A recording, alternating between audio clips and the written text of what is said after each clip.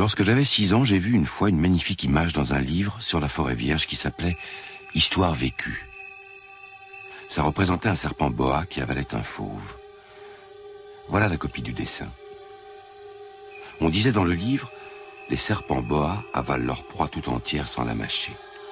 Ensuite, ils ne peuvent plus bouger et ils dorment pendant les 6 mois de leur digestion. J'ai alors beaucoup réfléchi sur les aventures de la jungle et, à mon tour, j'ai réussi avec un crayon de couleur à tracer mon premier dessin. Mon dessin numéro 1. J'ai montré mon chef-d'œuvre aux grandes personnes et je leur ai demandé si mon dessin leur faisait peur. Elles m'ont répondu, pourquoi un chapeau ferait-il peur? Mon dessin ne représentait pas un chapeau. Il représentait un serpent boa qui digérait un éléphant. J'ai alors dessiné l'intérieur du serpent boa afin que les grandes personnes puissent comprendre. Elles ont toujours besoin d'explications. Les grandes personnes m'ont conseillé de laisser de côté les dessins de serpents boa ouverts ou fermés et de m'intéresser plutôt à la géographie, à l'histoire, au calcul et à la grammaire. C'est ainsi que j'ai abandonné à l'âge de 6 ans une magnifique carrière de peintre. J'avais été découragé par l'insuccès de mon dessin numéro 1 et de mon dessin numéro 2. Les grandes personnes ne comprennent jamais rien toutes seules. C'est fatigant pour les enfants de toujours et toujours leur donner des explications. J'ai donc dû choisir un autre métier et j'ai appris à piloter des avions. J'ai volé un peu partout dans le monde et la géographie, c'est exact, m'a beaucoup servi.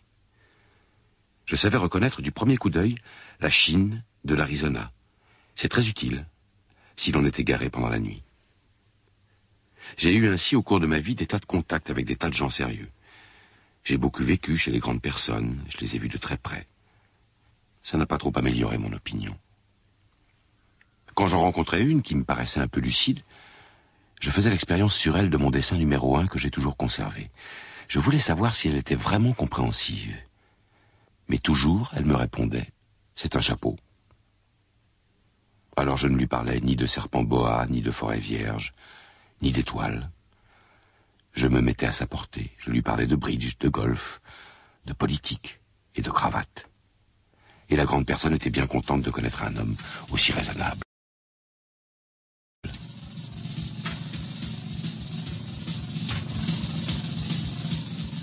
J'ai ainsi vécu seul, sans personne avec qui parler véritablement, jusqu'à une panne dans le désert du Sahara, il y a 6 ans. Quelque chose s'était cassé dans mon moteur, et comme je n'avais avec moi ni mécanicien ni passager, je me préparais à essayer de réussir tout seul une réparation difficile. C'était pour moi une question de vie ou de mort. J'avais à peine de l'eau à boire pour 8 jours.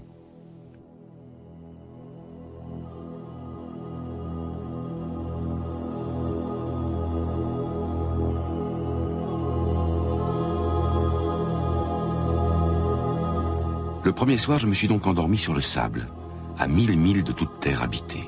J'étais bien plus isolé qu'un naufragé sur un radeau au milieu de l'océan.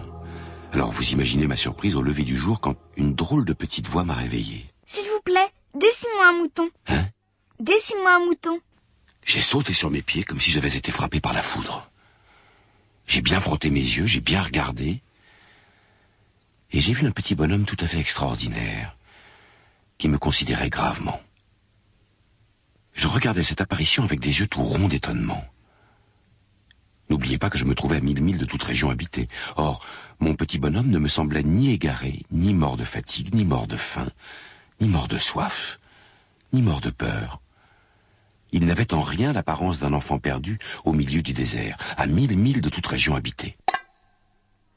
Et qu'est-ce que tu fais là? S'il vous plaît, dessine-moi un mouton.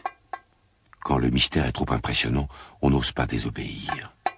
Aussi absurde que cela me sembla à 1000 milles de tous les endroits habités et en danger de mort, je sortis de ma poche une feuille de papier et un stylographe. Mais je me rappelais alors que j'avais surtout étudié la géographie, l'histoire, le calcul et la grammaire, et je dis au petit bonhomme, avec un peu de mauvaise humeur, que je ne savais pas dessiner. Il me répondit. Ça ne fait rien, dessine-moi un mouton. Comme je n'avais jamais dessiné un mouton, je refis pour lui l'un des 2 seuls dessins dont j'étais capable, celui du boa fermé. Non, non, je ne veux pas d'un éléphant dans un boa. Un boa, c'est très dangereux, et un éléphant, c'est très encombrant. Chez moi, c'est tout petit. J'ai besoin d'un mouton. Dessine-moi un mouton. Alors j'ai dessiné. Non, celui-là est déjà très malade. Fais-en un autre. Tu vois bien, ce n'est pas un mouton, c'est un bélier. Il a des cornes. Celui-là est trop vieux. Je veux un mouton qui vive longtemps. Alors, faute de patience, comme j'avais hâte de commencer le démontage de mon moteur, je griffonnais ce dessin-ci. Ça, c'est la caisse. Le mouton que tu veux est dedans. C'est tout à fait comme ça que je le voulais. Crois-tu qu'il faille beaucoup d'herbe à ce mouton? Pourquoi? Parce que chez moi, c'est tout petit. Ça suffira sûrement. Je t'ai donné un tout petit mouton. Pas si petit que ça. Tiens, il s'est endormi. Et c'est ainsi que je fis la connaissance du petit prince.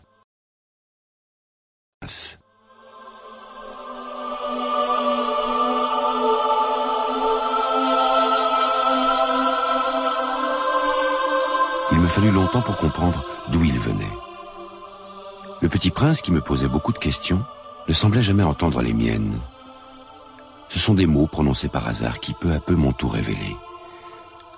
Ainsi, quand il aperçut pour la première fois mon avion, je ne dessinerai pas mon avion, c'est un dessin beaucoup trop compliqué pour moi, il me demanda: Qu'est-ce que c'est que cette chose-là? Ce n'est pas une chose, ça vole. C'est un avion. C'est mon avion. Comment? Tu es tombé du ciel? Oui. Ah ça, c'est drôle. Alors toi aussi tu viens du ciel. De quelle planète es-tu? Tu viens donc d'une autre planète? C'est vrai que là-dessus, tu ne peux pas venir de bien loin. Vous imaginez combien j'avais pu être intrigué par cette demi-confidence sur les autres planètes. Je m'efforçais donc d'en savoir plus long. D'où viens-tu, mon petit bonhomme? Où est-ce? Chez toi? Où veux-tu emporter mon mouton? Ce qui est bien avec la caisse que tu m'as donnée, c'est que la nuit, ça lui servira de maison. Bien sûr. Et si tu es gentil, je te donnerai aussi une corde pour l'attacher pendant le jour. Et un piquet. L'attacher? Quelle drôle d'idée. Mais si tu ne l'attaches pas, il ira n'importe où. Et il se perdra. Mais où veux-tu qu'il aille? N'importe où, droit devant lui. Ça ne fait rien. C'est tellement petit chez moi. Droit devant soi, on ne peut pas les...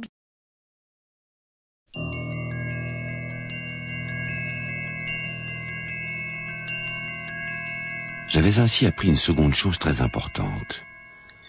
C'est que sa planète d'origine était à peine plus grande qu'une maison. J'ai de sérieuses raisons de croire que la planète d'où venait le petit prince est l'astéroïde B612. Cet astéroïde n'a été aperçu qu'une fois au télescope en 1909 par un astronome turc. Il avait fait alors une grande démonstration de sa découverte à un congrès international d'astronomie, mais personne ne l'avait cru, à cause de son costume. Les grandes personnes sont comme ça. Heureusement pour la réputation de l'astéroïde B612, un dictateur turc imposa à son peuple, sous peine de mort, de s'habiller à l'européenne. L'astronome refit sa démonstration en 1920 dans un habit très élégant. Et cette fois-ci, tout le monde fut de son avis. Si je vous ai raconté ces détails sur l'astéroïde B612, et si je vous ai confié son numéro, c'est à cause des grandes personnes. Les grandes personnes aiment les chiffres. Si vous leur dites: la preuve que le petit prince a existé, c'est qu'il riait et qu'il voulait un mouton.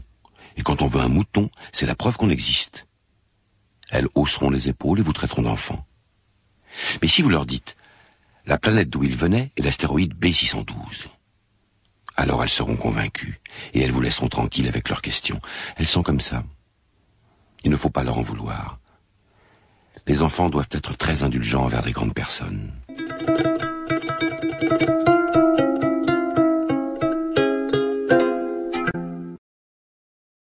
Chaque jour, j'apprenais quelque chose sur la planète, sur le départ, sur le voyage. Ça venait tout doucement, au hasard des réflexions. C'est ainsi que le 3e jour, je connus le drame des baobabs. Cette fois-ci encore, ce fut grâce aux moutons. C'est bien vrai, n'est-ce pas, que les moutons mangent les arbustes? Oui, c'est vrai. Ah, je suis content. Par conséquent, ils mangent aussi les baobabs. Les baobabs ne sont pas des arbustes, mais des arbres, grands comme des églises. Et même si tu emportais avec toi tout un troupeau d'éléphants, ce troupeau ne viendrait pas à bout d'un seul baobab. Les éléphants, il faudrait les mettre les uns sur les autres. Les baobabs, avant de grandir, ça commence par être petit. C'est exact. Mais pourquoi veux-tu que tes moutons mangent les petits baobabs? Ben, voyons. Il me fallut un grand effort d'intelligence pour comprendre à moi seul ce problème. Et en effet, sur la planète du Petit Prince, Il y avait, comme sur toutes les planètes, de bonnes herbes et de mauvaises herbes. Par conséquent, de bonnes graines, de bonnes herbes, et de mauvaises graines, de mauvaises herbes. Mais les graines sont invisibles. Elles dorment dans le secret de la terre jusqu'à ce qu'il prenne fantaisie à l'une d'elles de se réveiller. Alors elles s'étirent et poussent, d'abord timidement vers le soleil, une ravissante petite brindille inoffensive. S'il s'agit d'une brindille de radis ou de rosier, on peut la laisser pousser comme elle veut. Mais s'il s'agit d'une mauvaise plante, il faut arracher la plante aussitôt, dès qu'on a su la reconnaître. Or, il y avait des graines terribles sur la planète du Petit Prince. C'étaient des graines de baobab. Le sol de la planète en était infesté. Or, un baobab, si l'on s'y prend trop tard, on ne peut jamais plus s'en débarrasser. Il encombre toute la planète, il la perfore de ses racines. Et si la planète est trop petite, et si les baobabs sont trop nombreux, ils la font éclater. C'est une question de discipline. Quand on a terminé sa toilette du matin, il faut faire soigneusement la toilette de la planète. Il faut s'astreindre régulièrement à arracher les baobabs dès qu'on les distingue d'avec les rosiers, auxquels ils ressemblent beaucoup quand ils sont très jeunes. C'est un travail très ennuyeux, mais très facile. Et un jour, il me conseilla de m'appliquer à réussir un beau dessin pour bien faire entrer ça dans la tête des enfants de chez moi. S'ils voyagent un jour, ça pourra leur servir. Il est quelquefois sans inconvénient de remettre à plus tard son travail. Mais s'il s'agit des baobabs, c'est toujours une catastrophe. Et sur les indications du Petit Prince, j'ai dessiné cette planète-là. Je n'aime guère prendre le ton d'un moraliste, mais le danger des baobabs est si peu connu, et les risques courus par celui qui s'égarerait dans un astéroïde sont si considérables, que pour une fois, je fais exception à ma réserve. Enfants, faites attention aux baobabs.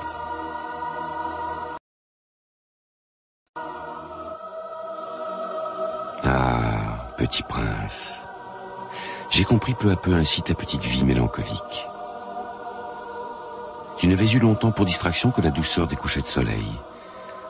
J'ai appris ce détail nouveau, le 4e jour au matin, quand tu m'as dit « J'aime bien les couchers de soleil. Allons voir un coucher de soleil. » Mais il faut attendre. Attendre quoi? Attendre que le soleil se couche. Je me crois toujours chez moi. En effet. Quand il est midi aux États-Unis, le soleil, tout le monde le sait, se couche sur la France. Il suffirait de pouvoir aller en France en 1 minute pour assister au coucher de soleil. Malheureusement, la France est bien trop éloignée. Mais sur ta si petite planète, il te suffisait de tirer ta chaise de quelques pas et tu regardais le crépuscule chaque fois que tu le désirais. Un jour, j'ai vu le soleil se coucher 43 fois. Tu sais, quand on est tellement triste, on aime les couchers de soleil. Le jour des 43 fois, tu étais donc tellement triste?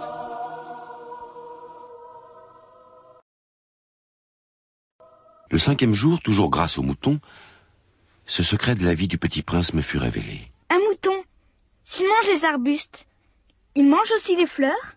Un mouton mange tout ce qu'il rencontre. Même les fleurs qui ont des épines? Oui, même les fleurs qui ont des épines. Alors, les épines, à quoi servent-elles?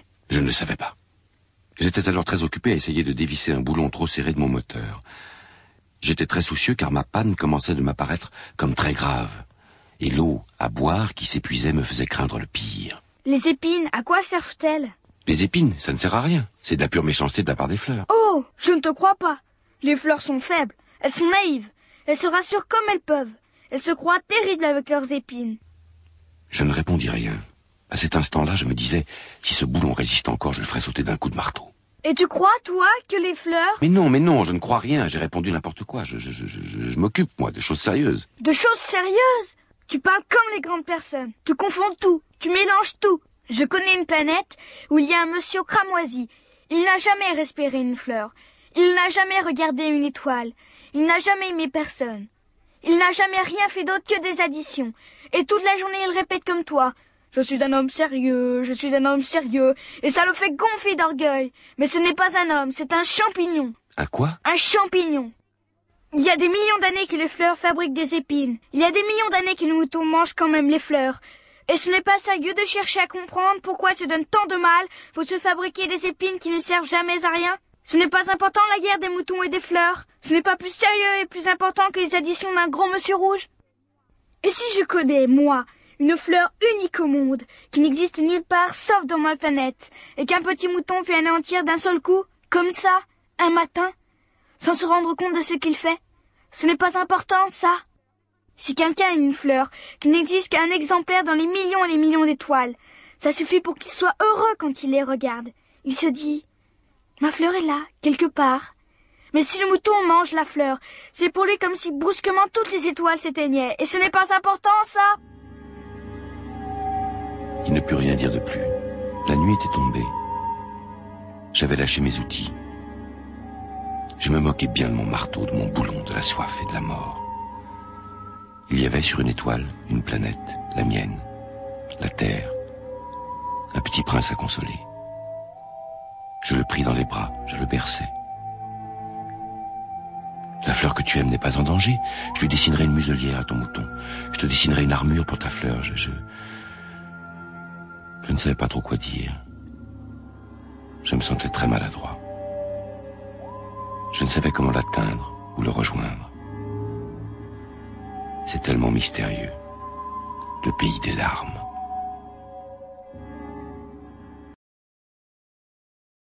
J'appris bien vite à mieux connaître cette fleur. Il y avait toujours eu, sur la planète du Petit Prince, des fleurs très simples, ornées d'un seul rang de pétales, et qui ne tenaient point de place et qui ne dérangeaient personne. Elles apparaissaient un matin dans l'herbe, et puis elles s'éteignaient le soir. Mais celle-là avait germé un jour d'une graine apportée d'on ne sait où. Ça pouvait être un nouveau genre de baobab. Mais l'arbuste cessa vite de croître, et commença de préparer une fleur. Elle choisissait avec soin ses couleurs. Elle s'habillait lentement. Elle ajustait un à un ses pétales. Elle ne voulait pas sortir toute fripée comme les coquelicots. Elle ne voulait apparaître que dans le plein rayonnement de sa beauté. Eh oui, elle était très coquette. Sa toilette mystérieuse avait donc duré des jours et des jours. Et puis voici qu'un matin, justement à l'heure du lever du soleil, elle s'était montrée. Je me réveille à peine. Je vous demande pardon, je suis encore toute décoiffée. Que vous êtes belle! Et je suis née en même temps que le soleil. Le petit prince devina bien qu'elle n'était pas trop modeste, mais elle était si émouvante. C'est l'heure, je crois, du petit déjeuner. Auriez-vous la bonté de penser à moi? Et le petit prince, tout confus, ayant été chercher un arrosoir d'eau fraîche, avait servi la fleur. Ainsi l'avait-elle bien vite tourmentée par sa vanité un peu ombrageuse. Un jour, par exemple, parlant de ses 4 épines, elle avait dit au petit prince...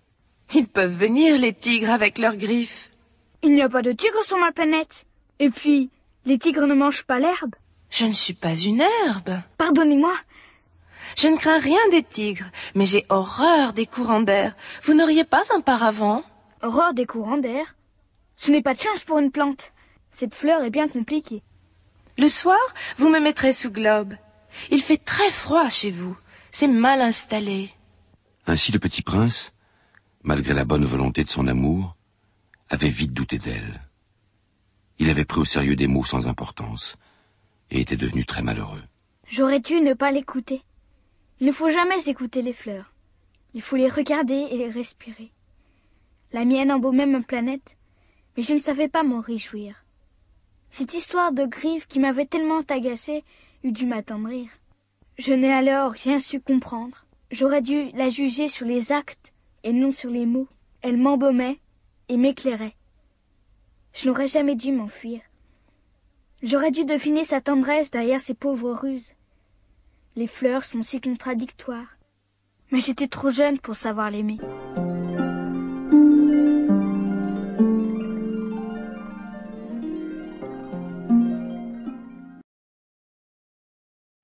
Je crois qu'il profita pour son évasion d'une migration d'oiseaux sauvages.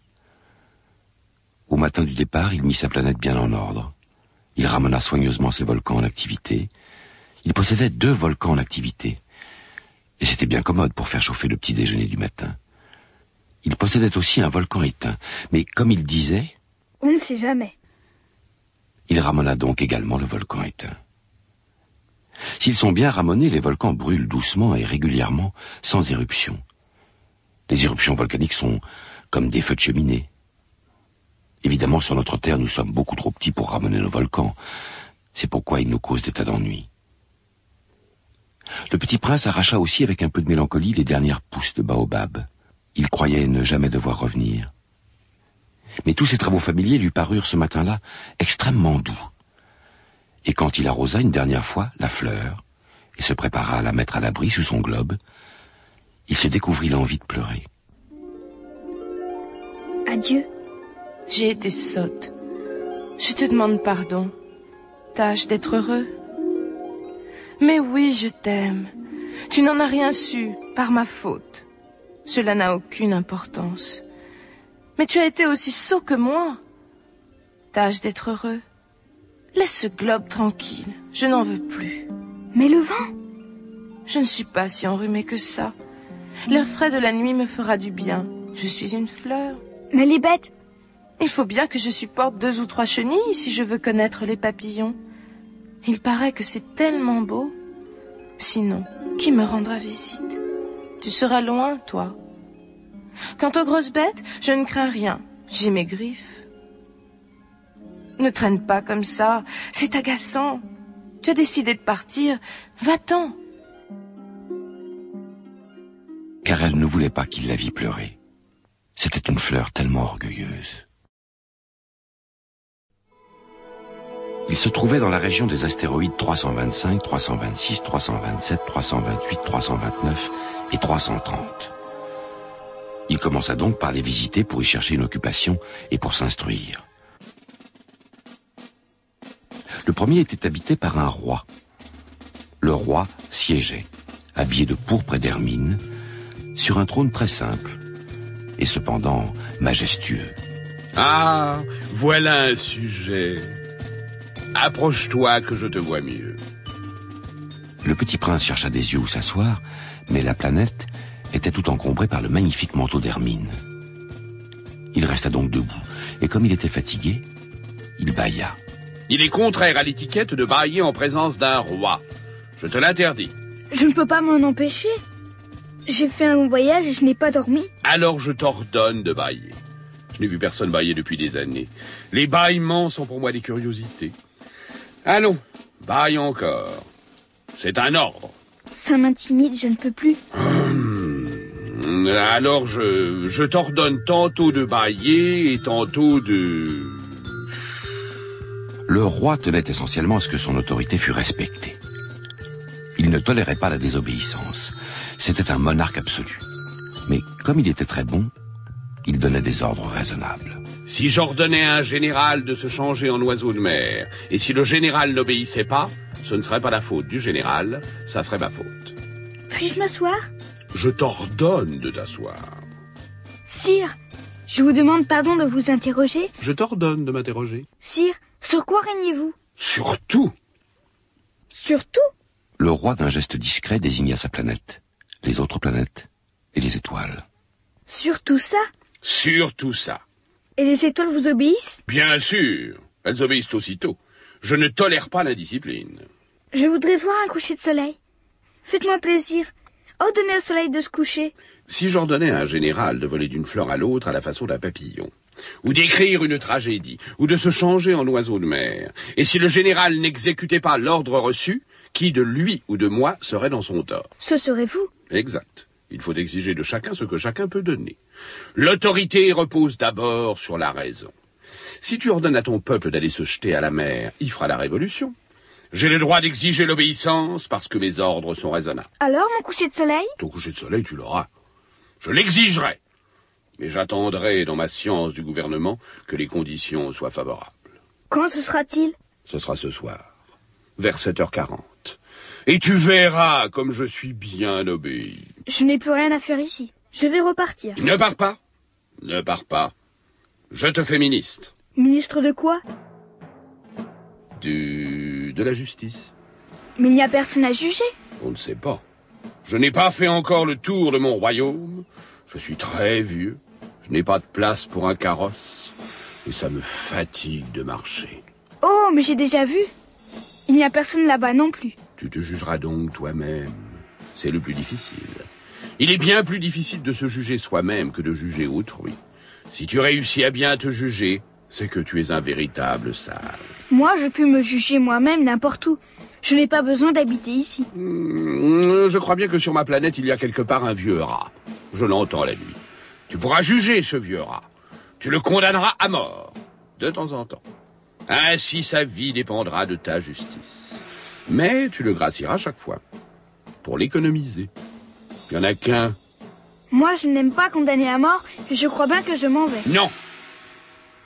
Si votre majesté désirait être obéie ponctuellement, elle pourrait me donner un ordre raisonnable. Elle pourrait m'ordonner, par exemple, de partir avant 1 minute. Il me semble que les conditions sont favorables. Je te fais mon ambassadeur. Les grandes personnes sont bien étranges.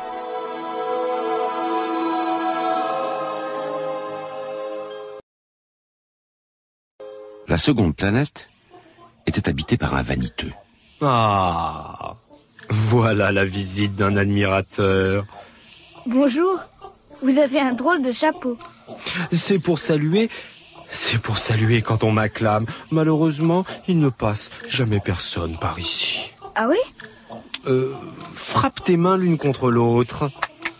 Ça, c'est plus amusant que la visite au roi. Et pour que le chapeau tombe, que faut-il faire? Est-ce que tu m'admires vraiment beaucoup? Qu'est-ce que signifie admirer? Admirer signifie reconnaître que je suis l'homme le plus beau, le mieux habillé, le plus riche et le plus intelligent de la planète. Mais tu es seul sur ta planète. Fais-moi ce plaisir, admire-moi quand même. Je t'admire? Mais en quoi cela peut-il bien t'intéresser? Les grandes personnes sont décidément bien bizarres.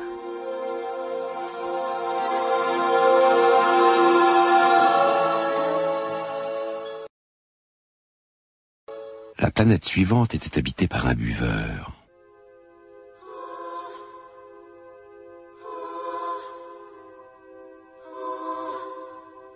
Cette visite fut très courte, mais elle plongea le petit prince dans une grande mélancolie. Que fais-tu là? Je bois. Pourquoi bois-tu? Pour oublier. Pour oublier quoi? Pour oublier que j'ai honte. Honte de quoi? Honte de boire. Les grandes personnes sont décidément très très bizarres.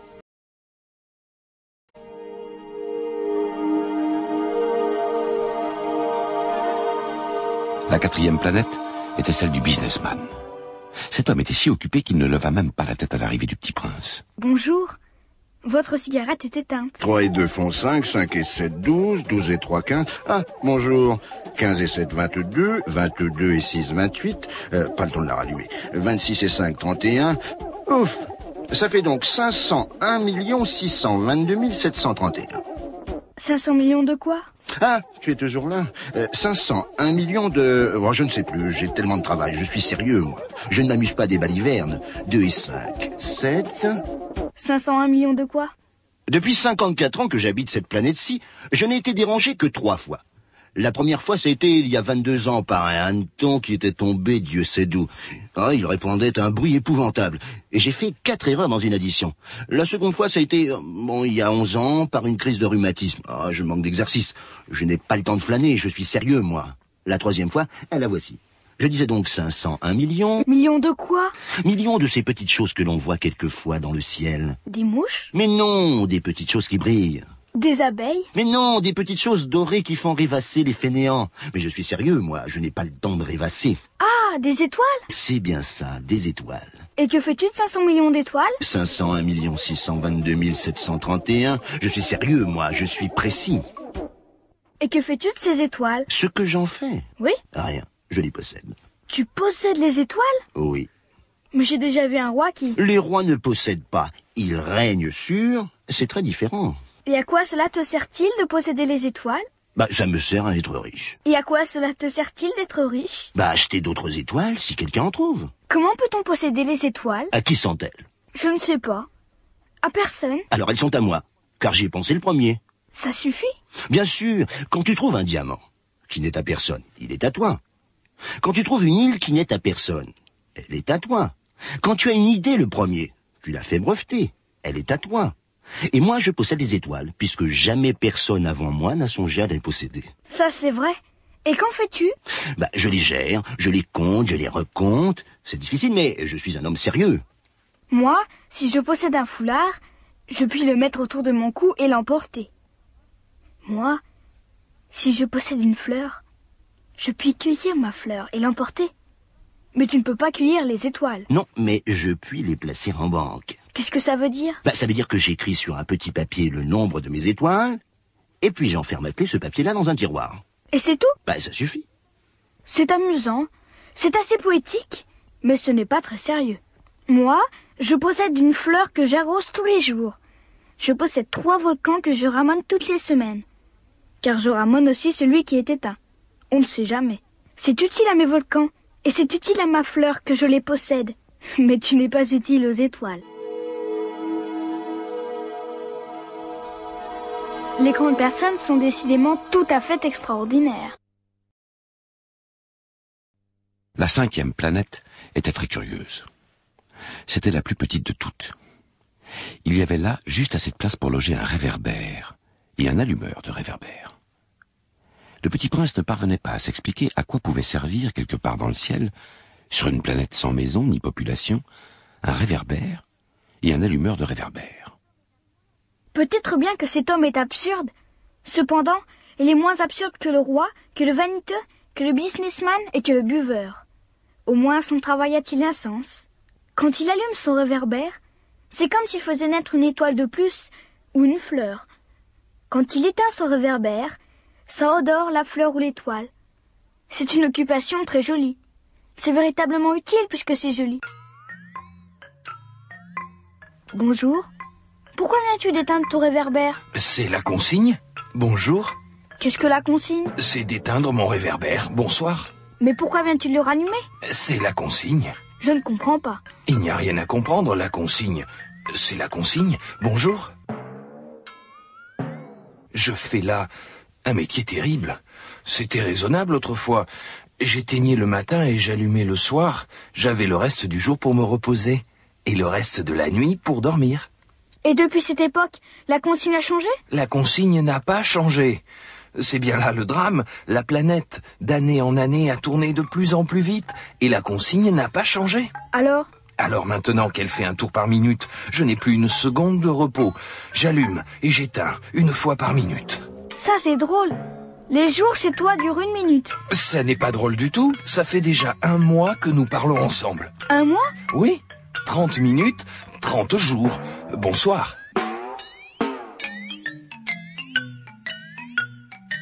Le petit prince le regarda et aima cet allumeur qui était tellement fidèle à la consigne.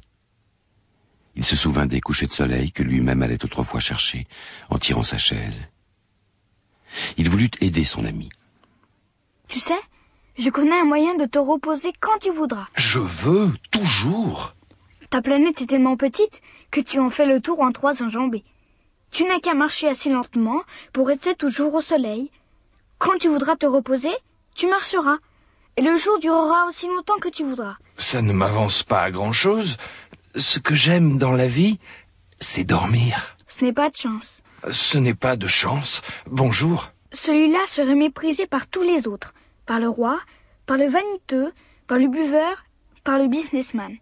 Cependant, c'est le seul qui ne me paraisse pas ridicule. C'est peut-être parce qu'il s'occupe d'autre chose que de soi-même. Celui-là est le seul dont j'eusse pu faire mon ami. Mais sa planète est vraiment trop petite. Il n'y a pas de place pour 2. Ce que le petit prince n'osait pas s'avouer, c'est qu'il regrettait cette planète bénie à cause surtout des 1440 couchers de soleil par 24 heures.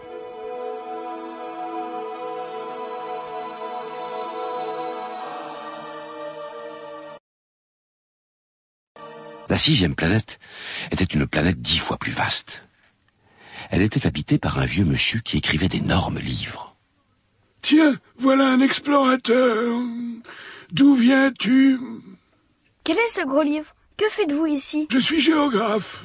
Qu'est-ce qu'un géographe? C'est un savant qui connaît où se trouvent les mers, les fleuves, les villes, les montagnes et les déserts. Ça, c'est bien intéressant. Ça, c'est enfin un véritable métier. Elle est bien belle, votre planète. Est-ce qu'il y a des océans? Je ne puis pas le savoir. Ah, et des montagnes? Je ne puis pas le savoir. Et des villes, et des fleuves, et des déserts? Je ne puis pas le savoir non plus. Mais vous êtes géographe. C'est exact, mais je ne suis pas explorateur. Je manque absolument d'explorateurs. Ce n'est pas le géographe qui va faire le compte des villes, des fleuves, des montagnes, des mers, des océans et des déserts. Le géographe est trop important pour flâner. Il ne quitte pas son bureau. Mais il y reçoit les explorateurs, il les interroge et il prend en note leurs souvenirs. Et si les souvenirs de l'un d'entre eux lui paraissent intéressants, le géographe fait faire une enquête sur la moralité de l'explorateur. Pourquoi ça? Parce qu'un explorateur qui mentirait entraînerait des catastrophes dans les livres de géographie. Et aussi un explorateur qui boirait trop. Pourquoi ça? Parce que les ivrognes voient double. Alors le géographe noterait 2 montagnes, là où il n'y en a qu'une seule. Je connais quelqu'un qui serait mauvais explorateur. Possible. Donc, quand la moralité de l'explorateur paraît bonne, on fait une enquête sur sa découverte. On va voir? Non, c'est trop compliqué. Mais on exige de l'explorateur qu'il fournisse des preuves. S'il s'agit par exemple de la découverte d'une grosse montagne, on exige qu'il en rapporte de grosses pierres. Mais toi, tu viens de loin, tu es explorateur. Tu vas me décrire ta planète. Alors... Oh, chez moi, ce n'est pas très intéressant. C'est tout petit. J'ai 3 volcans. 2 volcans en activité et 1 volcan éteint. Mais on ne sait jamais. On ne sait jamais. J'ai aussi une fleur. Nous ne notons pas les fleurs. Pourquoi ça? C'est le plus joli. Parce que les fleurs sont éphémères. Qu'est-ce que signifie éphémère? Ça signifie qui est menacé de disparition prochaine. Ma fleur est menacée de disparition prochaine? Bien sûr. Ma fleur est éphémère et elle n'a que 4 épines pour se défendre contre le monde. Et je l'ai laissée toute seule chez moi. Que me conseillez-vous d'aller visiter? La planète Terre. Elle a une bonne réputation. Et le petit prince s'en fut, songeant à sa fleur.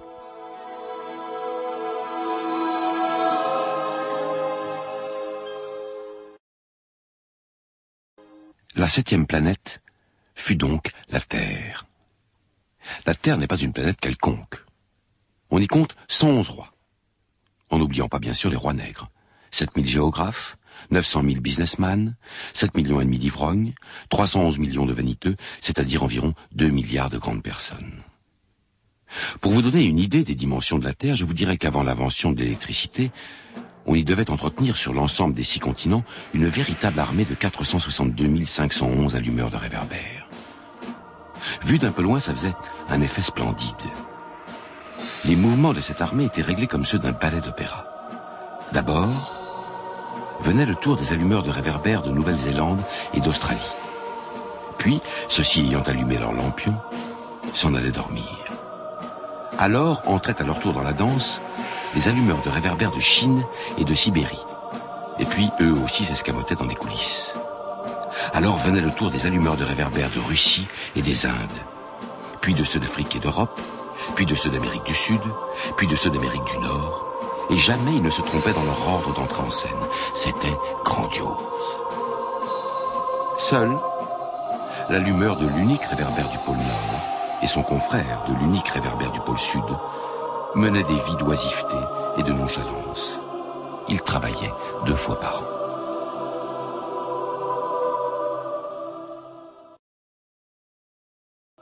Quand on veut faire de l'esprit, il arrive que l'on mente un peu. Je n'ai pas été très honnête en vous parlant des allumeurs de réverbères. Je risque de donner une fausse idée de notre planète à ceux qui ne la connaissent pas. Les hommes occupent très peu de place sur la Terre. Si les 2 milliards d'habitants qui peuplent la Terre se tenaient debout et un peu serrés, comme pour un meeting, ils logeraient aisément sur une place publique de 20 000 de long sur 20 000 de large. On pourrait entasser l'humanité sur le moindre petit îlot du Pacifique. Les grandes personnes, bien sûr, ne vous croiront pas. Elles s'imaginent tenir beaucoup de place. Elles se voient importantes, comme des baobabs. Vous leur conseillerez donc de faire le calcul. Elles adorent les chiffres. Ça leur plaira. Mais ne perdez pas votre temps à ce pince-homme. C'est inutile. Vous avez confiance en moi. Le petit prince, une fois sur terre, fut donc bien surpris de ne voir personne. Il avait déjà peur de s'être trompé de planète, quand un anneau couleur de lune remua dans le sable. Bonne nuit. Bonne nuit. Sur quelle planète suis-je tombée? Sur la Terre, en Afrique. Ah, il n'y a donc personne sur la Terre? Ici, c'est le désert.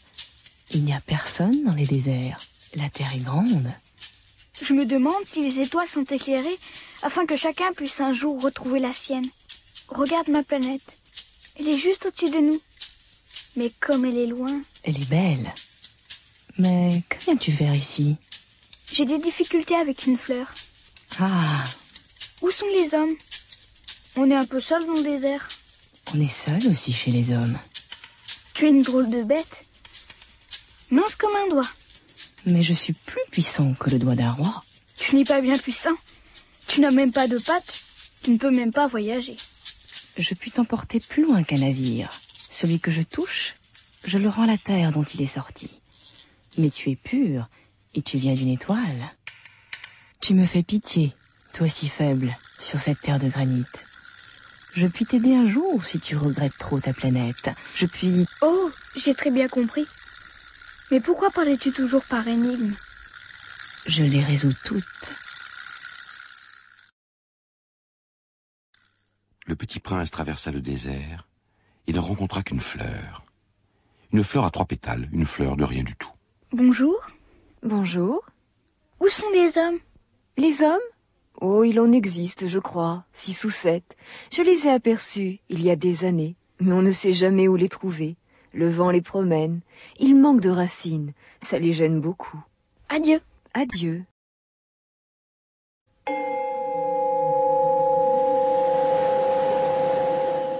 Le petit prince fit l'ascension d'une haute montagne. Bonjour. Bonjour. Bonjour. Bonjour. Bonjour. Bonjour. Qui êtes-vous? Qui êtes-vous? Qui êtes-vous? Qui êtes-vous? Qui êtes-vous? Qui êtes-vous? Qui êtes-vous? Soyez mes amis, mes amis, mes amis, mes amis, mes amis. Je suis seul, je suis seul, je suis seul, je suis seul, je suis seul, je suis seul, je suis seul, je suis seul, je suis seul, je suis seul. Quelle drôle de planète! Elle est toute sèche, et toute pointue, et toute salée. Et les hommes manquent d'imagination. Ils répètent ce qu'on leur dit.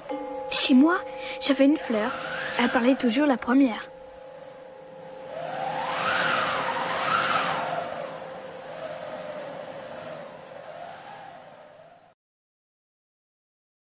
Mais il arriva que le petit prince, ayant longtemps marché à travers les sables, les rocs et les neiges, découvrit enfin une route. Et les routes vont toutes chez les hommes. Bonjour. Bonjour. Qui êtes-vous? Nous sommes des roses. Ah. Et il se sentit très malheureux. Sa fleur lui avait raconté qu'elle était seule de son espèce dans l'univers. Et voici qu'il en était 5000, toutes semblables, dans un seul jardin. Elle serait bien vexée si elle voyait ça. Elle tousserait énormément et ferait semblant de mourir pour échapper au ridicule. Et je serais bien obligée de faire semblant de la soigner, car sinon, pour m'humilier moi aussi, elle se laisserait vraiment mourir. Je me croyais riche d'une fleur unique, et je ne possède qu'une rose ordinaire. Ça et mes 3 volcans qui m'arrivent aux genoux, et dont l'un peut-être est éteint pour toujours, ça ne fait pas de moi un bien grand prince. Et couché dans l'herbe, il pleura.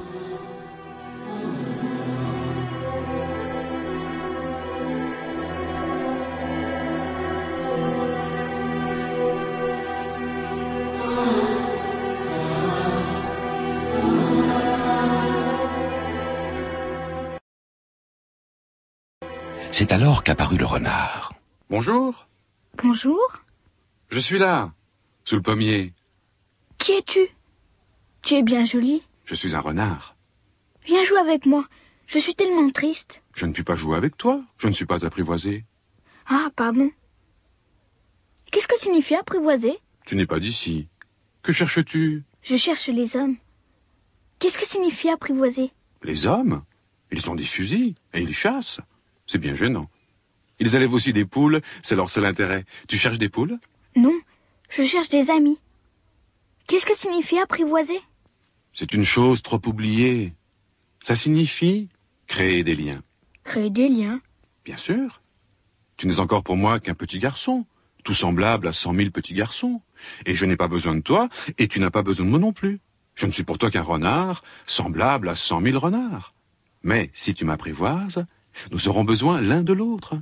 Tu seras pour moi unique au monde, je serai pour toi unique au monde. Je commence à comprendre. Il y a une fleur, je crois qu'elle m'a apprivoisée.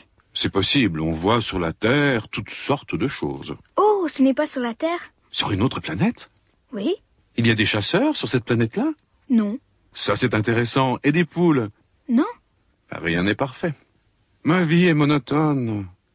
Je chasse les poules, les hommes me chassent, toutes les poules se ressemblent, et tous les hommes se ressemblent. Je m'ennuie donc un peu. Mais si tu m'apprivoises, ma vie sera comme ensoleillée. Je connaîtrai un bruit de pas qui sera différent de tous les autres. Les autres pas me font rentrer sous terre. Le tien m'appellera hors du terrier, comme une musique. Et puis regarde, tu vois là-bas les champs de blé? Je ne mange pas de pain. Le blé pour moi est inutile, les champs de blé ne me rappellent rien, et ça, c'est triste. Mais tu as des cheveux couleur d'or. Alors ce sera merveilleux quand tu m'auras apprivoisé. Le blé, qui est doré, me fera souvenir de toi. Et j'aimerais le bruit du vent dans le blé. S'il te plaît, apprivoise-moi. Je veux bien, mais je n'ai pas beaucoup de temps. J'ai des amis à découvrir et beaucoup de choses à connaître. On ne connaît que les choses que l'on apprivoise. Les hommes n'ont plus le temps de rien connaître. Ils achètent des choses toutes faites chez les marchands. Mais comme il n'existe point de marchands d'amis, les hommes n'ont plus d'amis. Si tu veux un ami, apprivoise-moi. Que faut-il faire? Il faut être très patient. Tu t'assoiras d'abord un peu loin de moi, comme ça, dans l'herbe. Je te regarderai du coin de l'œil et tu ne diras rien. Le langage est source de malentendus. Mais chaque jour, tu pourras t'asseoir un peu plus près. Le lendemain, revint le petit prince. Il eût mieux valu revenir à la même heure. Si tu viens, par exemple, à 4 heures de l'après-midi, dès 3 heures, je commencerai d'être heureux. Plus l'heure avancera, plus je me sentirai heureux. À 4 heures déjà, je m'agiterai et m'inquiéterai. Je découvrirai le prix du bonheur. Mais si tu viens n'importe quand, je ne saurai jamais à quelle heure m'habiller le cœur. Il faut des rites. Qu'est-ce qu'un rite? C'est aussi quelque chose de trop oublié. C'est ce qui fait qu'un jour est différent des autres jours, une heure des autres heures. Il y a un rite, par exemple, chez mes chasseurs. Ils dansent le jeudi avec les filles du village. Alors le jeudi est jour merveilleux. Je vais me promener jusqu'à la vigne. Si les chasseurs dansaient n'importe quand, les jours se ressembleraient tous et je n'aurais point de vacances. Ainsi le petit prince apprivoisa le renard. Et quand l'heure du départ fut proche... Ah, je pleurerai. C'est ta faute. Je ne te souhaitais point de mal, mais tu as voulu que je t'apprivoise. Bien sûr. Mais tu vas pleurer. Bien sûr. Alors tu n'y gagnes rien? J'y gagne, à cause de la couleur du blé. Va revoir les roses. Tu comprendras que la tienne est unique au monde. Tu reviendras me dire adieu, et je te ferai cadeau d'un secret.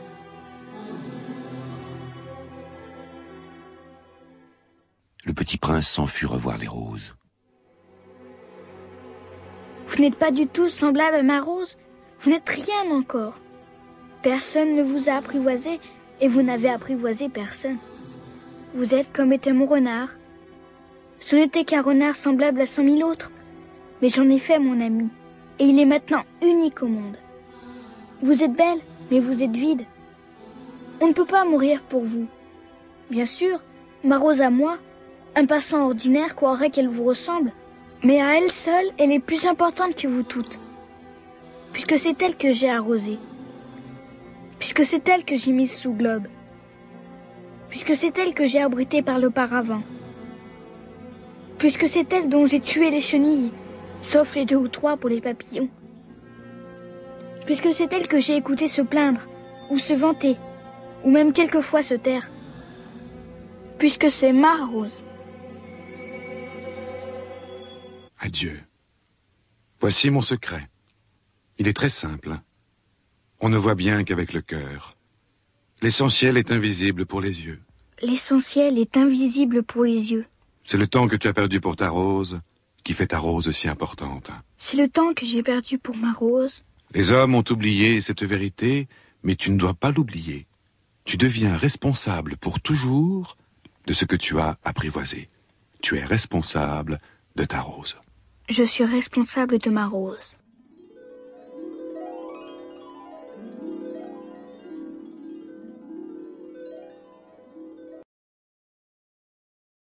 Bonjour. Bonjour. Que fais-tu ici? Je trie les voyageurs par paquet de 1000. J'expédie les trains qui les emportent, tantôt vers la droite, tantôt vers la gauche. Ils sont bien pressés. Que cherchent-ils? L'homme de la locomotive l'ignore lui-même. Ils reviennent déjà? Ce ne sont pas les mêmes. C'est un échange. Ils n'étaient pas contents là où ils étaient? On n'est jamais content là où on est. Ils poursuivent les premiers voyageurs? Ils ne poursuivent rien du tout. Ils dorment là-dedans. Ou bien ils bâillent. Les enfants seuls écrasent leur nez contre les vitres. Les enfants seuls savent ce qu'ils cherchent. Ils perdent du temps pour une poupée de chiffon et elle devient très importante. Et si on la leur enlève, ils pleurent. Ils ont de la chance. Bonjour. Bonjour. C'était un marchand de pilules perfectionnées qui apaise la soif. On en avale une par semaine et l'on n'éprouve plus le besoin de boire. Pourquoi vends-tu ça? C'est une grosse économie de temps. Les experts ont fait des calculs. On épargne 53 minutes par semaine. Et que fait-on de ces 53 minutes? Oh, mais on en fait ce que l'on veut. Moi, si j'avais 53 minutes à dépenser, je marcherais tout doucement vers une fontaine.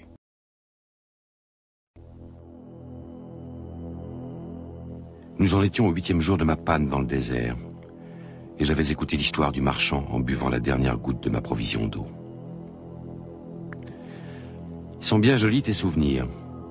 Mais je n'ai pas encore réparé mon avion, je n'ai plus rien à boire et je serais heureux moi aussi si je pouvais marcher tout doucement vers une fontaine. Mon ami le renard? Mon petit bonhomme, il ne s'agit plus du renard. Pourquoi? Parce qu'on va mourir de soif. C'est bien d'avoir eu un ami, même si l'on va mourir. Moi je suis bien content d'avoir eu un ami renard. Il ne mesure pas le danger. Il n'a jamais ni faim ni soif. Un peu de soleil lui suffit. J'ai soif aussi. Cherchons un puits. J'eus un geste de lassitude. Il est absurde de chercher un puits au hasard dans l'immensité du désert. Cependant, nous nous mîmes en marche. Quand nous eûmes marché des heures en silence, la nuit tomba et les étoiles commencèrent de s'éclairer. Je les apercevais comme en rêve, ayant un peu de fièvre à cause de ma soif. Les mots du petit prince dansaient dans ma mémoire. Tu as donc soif, toi aussi? L'eau peut aussi être bonne pour le cœur. Les étoiles sont belles à cause d'une fleur que l'on ne voit pas. Le désert est beau. Ce qui embellit le désert, c'est qu'il cache un puits, quelque part. Oui. Qu'il s'agisse des étoiles ou du désert, ce qui fait leur beauté est invisible. Je suis content que tu sois d'accord avec mon renard. Comme le petit prince s'endormait, je le pris dans mes bras et me remis en route. J'étais ému. Il me semblait porter un trésor fragile. Il me semblait même qu'il n'y eût rien de plus fragile sur la terre. Je regardais, à la lumière de la lune, ce front pâle, ses yeux clos, ses mèches de cheveux qui tremblaient au vent. Et je me disais, ce que je vois là n'est qu'une écorce. Le plus important est invisible. Et marchant ainsi, je découvris le puits au lever du jour.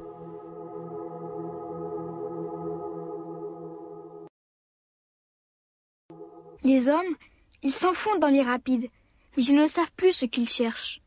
Alors, ils s'agitent et tournent en rond. Ce n'est pas la peine. C'est étrange, tout est prêt, la poulie, le seau et la corde. Tu entends? Nous réveillons ce puits et il chante. Laisse-moi faire, c'est trop lourd pour toi. J'ai soif de cette eau-là. Donne-moi à boire. Et je compris ce qu'il avait cherché. Il but les yeux fermés. C'était doux comme une fête. Cette eau était bien autre chose qu'un aliment. Elle était née de la marche sous les étoiles, du chant de la poulie, de l'effort de mes bras. Elle était bonne pour le cœur, comme un cadeau. Les hommes de chez toi cultivent 5000 roses dans un même jardin. Et ils n'y trouvent pas ce qu'ils cherchent. Ils ne le trouvent pas? Et cependant, ce qu'il cherche pourrait être trouvé dans une seule rose ou un peu d'eau. Bien sûr. Mais les yeux sont aveugles. Il faut chercher avec le cœur. Il faut que tu tiennes ta promesse. Quelle promesse? Tu sais, une muselière pour mon mouton. Je suis responsable de cette fleur. Je sortis de ma poche mes ébauches de dessin. Tes baobabs, ils ressemblent un peu à des choux. Oh. Ton renard, ses oreilles, elles ressemblent un peu à des cornes. Et elles sont trop longues. Tu es injuste, petit bonhomme. Je ne savais rien dessiner que les boas fermés et les boas ouverts. Oh, ça ira. Les enfants savent. Je crayonnai donc une muselière, et j'eus le cœur serré en la lui donnant. Tu as des projets que j'ignore. Tu sais, ma chute sur la terre. C'en sera demain l'anniversaire. J'étais tombé tout près d'ici. Alors ce n'est pas par hasard que le matin où je t'ai connu, il y a 8 jours, tu te promenais comme ça, tout seul, à 1000 milles de toutes les régions habitées. Tu retournais vers le point de ta chute. À cause, peut-être, de l'anniversaire? Oh. J'ai peur. Tu dois maintenant travailler. Tu dois repartir vers ta machine. Je t'attends ici. Reviens demain soir. Il y avait à côté du puits une ruine de vieux murs de pierre. Lorsque je revins de mon travail le lendemain soir, j'aperçus de loin mon petit prince assis là-haut, les jambes pendantes. Et je l'entendis qui parlait. Tu ne t'en souviens donc pas? Ce n'est pas tout à fait ici. Une autre voix lui répondit sans doute puisqu'il répliqua. Si, c'est bien le jour. Mais ce n'est pas ici l'endroit. Je poursuivis ma marche vers le mur. Je ne voyais ni n'entendais toujours personne. Bien sûr. Tu verras où commence ma trace dans le sable. Tu n'as qu'à m'y attendre. J'y serai cette nuit. J'étais à 20 mètres du mur et je ne voyais toujours rien. Tu as du bon venin? Tu es sûr de ne pas me faire souffrir longtemps? Je fis halte, le cœur serré. Mais je ne comprenais toujours pas. Maintenant, va-t'en. Je veux redescendre. Alors j'abaissai moi-même les yeux vers le pied du mur et je fis un bond. Il était là, dressé vers le petit prince. Un de ces serpents jaunes qui vous exécutent en 30 secondes. Tout en fouillant ma poche pour en tirer mon revolver, je pris le pas de course, mais au bruit que je fis, le serpent se laissa doucement couler dans le sable, comme un jet d'eau qui meurt, et sans trop se presser, se faufila entre les pierres, avec un léger bruit de métal. Je parvins au mur, juste à temps pour y recevoir dans les bras mon petit bonhomme de prince. Pâle comme la neige. Quelle est cette histoire-là? Tu parles maintenant avec les serpents? Je suis content que tu aies trouvé ce qui manquait à ta machine. Tu vas pouvoir rentrer chez toi. Comment sais-tu? Moi aussi. Aujourd'hui, je rentre chez moi. C'est bien plus loin. C'est bien plus difficile. J'ai ton mouton, et j'ai la caisse pour le mouton, et j'ai la muselière. Petit bonhomme, tu as eu peur? J'aurais bien plus peur ce soir. Petit bonhomme, je veux encore t'entendre rire. Cette nuit, ça fera 1 an. Mon étoile se trouvera juste au-dessus de l'endroit où je suis tombée l'année dernière. Petit bonhomme, n'est-ce pas que c'est un mauvais rêve, cette histoire de serpent et de rendez-vous et d'étoiles? Ce qui est important, ça ne se voit pas. Bien sûr. C'est comme pour la fleur. Si tu aimes une fleur qui se trouve dans une étoile, c'est tout la nuit de regarder le ciel. Toutes les étoiles sont fleuries. Bien sûr. C'est comme pour l'eau. Celle que tu m'as donnée à boire était comme une musique, à cause de la poulie et de la corde. Tu te rappelles? Elle était bonne. Bien sûr. Tu regarderas la nuit les étoiles. C'est trop petit chez moi pour que je te montre où se trouve la mienne. C'est mieux comme ça. Mon étoile, ça sera pour toi une des étoiles. Alors, toutes les étoiles, tu aimeras les regarder. Elles seront toutes tes amies. Et puis, je vais te faire un cadeau. Il rit encore. Oh, petit bonhomme, j'aime entendre ce rire. Justement, ce sera mon cadeau. Ce sera comme pour l'eau. Que veux-tu dire? Les gens ont des étoiles qui ne sont pas les mêmes. Pour les uns, qui voyagent, les étoiles sont des guides. Pour d'autres, elles ne sont rien que de petites lumières. Pour d'autres qui sont savants, elles sont des problèmes. Pour mon businessman, elles étaient de l'or. Mais toutes ces étoiles-là se taisent. Toi, tu auras des étoiles comme personne n'en a. Que veux-tu dire? Quand tu regarderas le ciel, la nuit, puisque j'habiterai dans l'une d'elles, puisque je rirai dans l'une d'elles, alors ce sera pour toi comme si riaient toutes les étoiles. Tu auras toi des étoiles qui savent rire. Et quand tu seras consolé, on se console toujours, tu seras content de m'avoir connu. Tu seras toujours mon ami. Tu auras envie de rire avec moi. Et tu ouvriras parfois ta fenêtre, comme ça, pour le plaisir. Et tes amis seront bien étonnés de te voir rire en regardant le ciel. Alors tu leur diras, « Oui, les étoiles, ça me fait toujours rire. » Et ils te croiront fou. Je t'aurai joué un bien vilain tour. Ce sera comme si je t'avais donné, au lieu d'étoiles, des tas de petits grelots qui savent rire. Cette nuit, tu sais, ne viens pas. Je ne te quitterai pas. J'aurai l'air d'avoir mal. J'aurai un peu l'air de mourir. C'est comme ça. Ne viens pas voir ça. Ce n'est pas la peine. Je ne te quitterai pas. Je te dis ça, c'est à cause aussi du serpent. Il ne faut pas qu'il te morde. Les serpents, c'est méchant. Ça peut mordre pour le plaisir. Je ne te quitterai pas.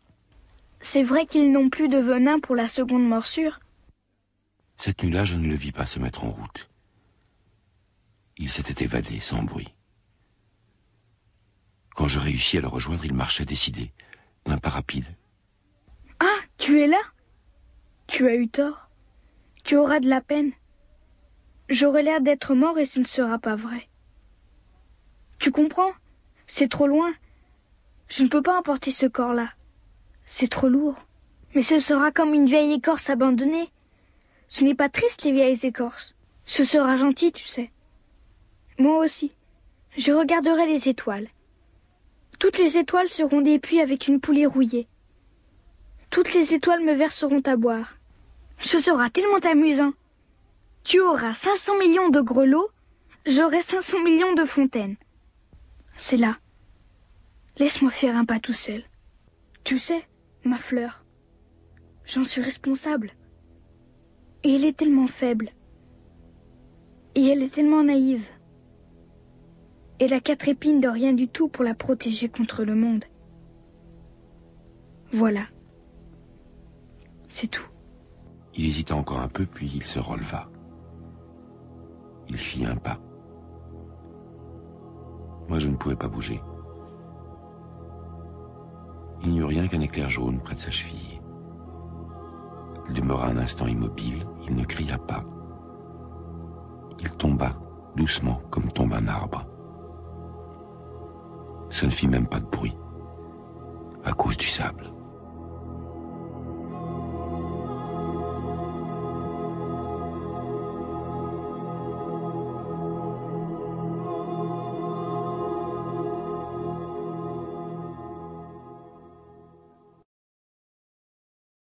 Et maintenant, bien sûr, ça fait 6 ans déjà. Je n'ai jamais encore raconté cette histoire. Les camarades qui m'ont revu ont été bien contents de me revoir vivant. J'étais triste, mais je leur disais, c'est la fatigue. Maintenant, je me suis un peu consolé, c'est-à-dire, pas tout à fait. Mais je sais bien qu'il est revenu à sa planète, car au lever du jour, je n'ai pas retrouvé son corps. Ça n'était pas un corps tellement lourd. Et j'aime la nuit écouter les étoiles. C'est comme 500 millions de grelots. Mais voilà qu'il se passe quelque chose d'extraordinaire. La muselière que j'ai dessinée pour le petit prince. J'ai oublié d'y ajouter la courroie de cuir. Il n'aura jamais pu l'attacher au mouton. Alors je me demande, que s'est-il passé sur sa planète? Peut-être bien que le mouton a mangé la fleur. Tantôt je me dis, sûrement non. Le petit prince enferme sa fleur toutes les nuits sous son globe de verre et il surveille bien son mouton. Alors je suis heureux. Et toutes les étoiles rient doucement. Tantôt je me dis, on est distrait une fois ou l'autre et ça suffit. Il a oublié un soir le globe de verre ou bien le mouton est sorti sans bruit pendant la nuit. Alors les grelots se changent tous en larmes. C'est là un bien grand mystère.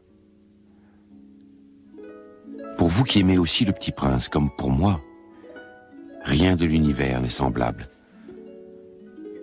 Si, quelque part, on ne sait où, un mouton que nous ne connaissons pas a, oui ou non, mangé une rose. Regardez le ciel. Demandez-vous, le mouton, oui ou non, a-t-il mangé la fleur? Et vous verrez comme tout change. Et aucune grande personne ne comprendra jamais que ça a tellement d'importance.